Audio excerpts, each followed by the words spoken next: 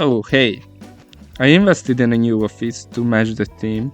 Hope you like it. Today I'm going to show you how to pimp a butterfly, and then we can talk about the album as well. Kendrick Lamar Duckworth was born in 1987 in Compton, California. He spawned in a very difficult area of the game. Stealing, killing, and shooty were just an everyday thing in the city. Early in his life, at the age of 5, he witnessed his first murder. Damn, what the actual movie script is going on here? His family lived in extreme poverty, living off welfare and food stamps. They were legitimately homeless. Most people would be traumatized, but Kendrick looked back at his time and says, "Good times." That is a level of optimism I cannot relate to. He got into rap music after hearing his voice recorded for the first time, and rapping followed him throughout his life. In high school, he adopted the stage name K-Dot and started doing rap battles and freestyling. To set the record straight, Kendrick's rise wasn't an overnight success, but a calculated climb. He actually signed with Top Dog Entertainment way back in 2005.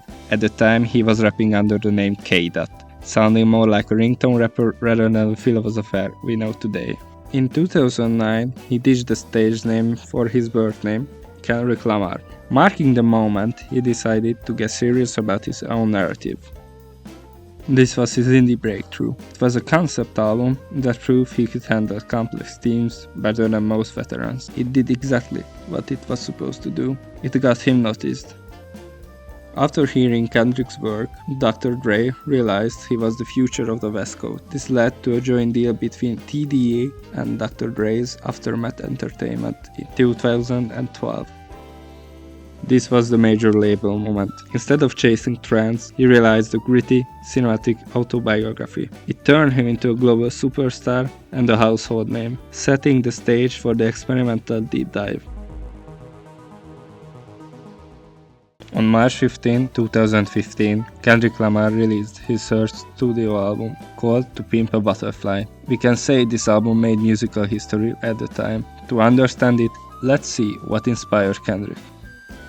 As previously mentioned, Kendrick signed a huge deal with Aftermath and Dr. Dre, which meant something that we don't have: fame and money. For our broadcasts, this does not seem a bad thing. However, Kendrick found himself in a bad place, feeling survivor's guilt for his family and friends who still fought in the streets of Compton.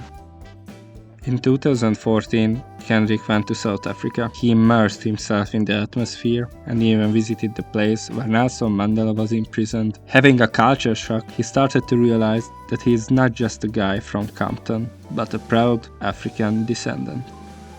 During his tour, he became more and more isolated and even questioned his fate. The line, "I remember you," was conflicted, is a confession about this era. To Pimp a Butterfly became a therapy for him, getting out the tough emotions and processing them.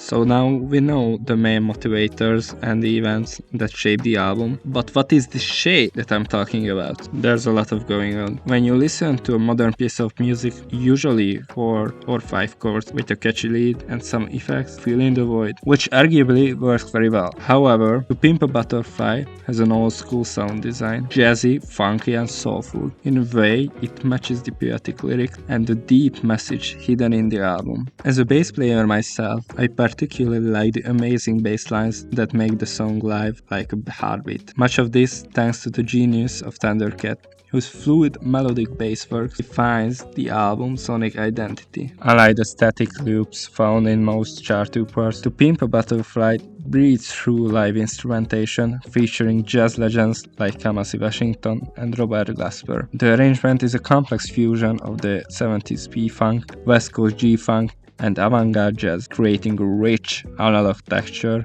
that feels raw and human. It's not just a beat, it's a conversation between the instruments and Kendrick's voice. Because it's a very complex album and we can describe all the songs generally, I picked my favorite one to do a short section. This song is a masterpiece in minimalism and layering, offering deep vocal layers throughout the song. It's like walking on the street, grooving, and people are saying hi because you are the biggest Sigma skibidi rizzler in the whole city. I hate my life choices, guys.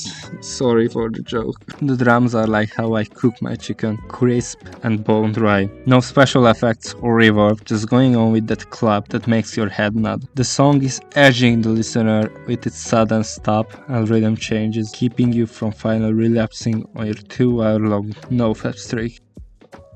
The climax is in the last track, Mortal Man. It features a 12-minute long interview with Tupac. Kendrick and his team stitched this together from a 1994 Swedish interview. They created a haunting dialogue between generations. The original title was To Pimp A Caterpillar, which is short for Tupac, tribute to our bold legend. The conversation is heavy, prophetic, discussing the inevitable uprising of the oppressed. But the most powerful moment is the silence at the end.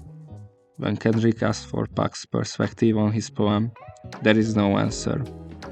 It's a chilling reminder that the old guard is gone. The responsibility to lead has officially shifted to Kendrick's shoulder. To wrap this up, let's talk about the trophy cabinet. At the 2016 Grammys, Kendrick showed up with 11 nominations in a single night. To put that in perspective, he was just one shy of Michael Jackson's Thriller record. He basically walked into the building and made every other artist there feel like they were just participating in a very expensive talent show. He took home 5 Grammys, and why the Album of the Year award somehow went to Taylor Swift. Not to discredit her, the culture had already decided who the real winner was. Alright, later became the attempt of the Black Lives Matter protest. Jazz got cool again in the mainstream, inspiring other artists to start implementing this overly complicated musical genre into their work. And at Harvard University, they even started to teach the great poetic nature of the album. So, I gave you permission, Harvard, to use my video as teaching material. In the end, To Pimp A Butterfly didn't just cement Kendrick as a great rapper, it turned him into a cultural landmark. It proved that you can be the smartest person in the room, have a weird conversation with a ghost, and still have the entire world nodding their heads to the beat.